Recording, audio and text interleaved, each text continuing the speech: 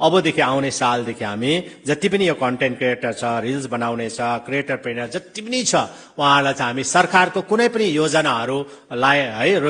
हरेक डिपार्टमेन्टको आफ्नो आफ्नो एक एकवटा योजनाहरू हुन्छ है, विभिन्न स्किम्सहरू हुन्छ। त्यो स्किम्सहरूमाथि उहाँहरूले है विभिन्न रिल्सहरू बनाएर विभिन्न कन्टेन्ट्सहरू बनाएर उहाँहरूले है तपाईँको है पब्लिकमा ल्याइदियो भनेदेखि है अवेरनेस ल्याइदियो भनेदेखि हामी उहाँहरूलाई विभिन्न रेट अनुसार उहाँलाई हामी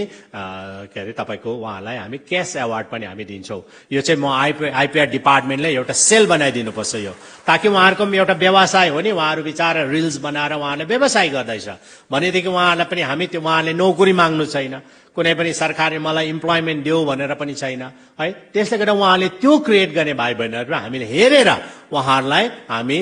कति दिन सक्छौँ, उहाँले एउटा गरेको दुईटा गरेको हामी सबैजना भाइ बहिनीहरू, किनभने हामीले एडभर्टाइजमेन्टको लागि ठुल्ठुलो कम्पनीलाई दिन्छौँ,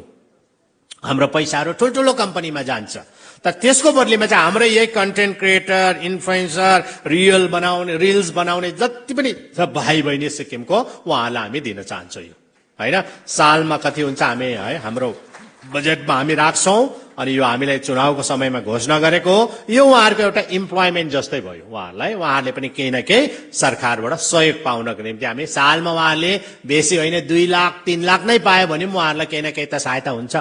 अनि त्यसको लागि पनि आज म आइपिआर डिपार्टमेन्टलाई भन्न चाहन्छु, तपाईँले नै एउटा सेल बनाएर एकदमै स्ट्रिक्टली कसरी मोनिटरिङ गर्ने, त्यसलाई चाहिँ कन्टेन्ट क्रिएटर है क्रिएटर प्रेनर्सहरूलाई हामीले गर्ने र एउटा टिम कति छ सिक्किममा को छ त उहाँहरू कतिको रिनोन हो के हो त्यो आधारमा उहाँहरूलाई हामीले त्यो प्रकारको एउटा है तपाईँको उहाँहरूलाई सिलिङमा राखेर है हामीले काम गर्नुपर्नेछ।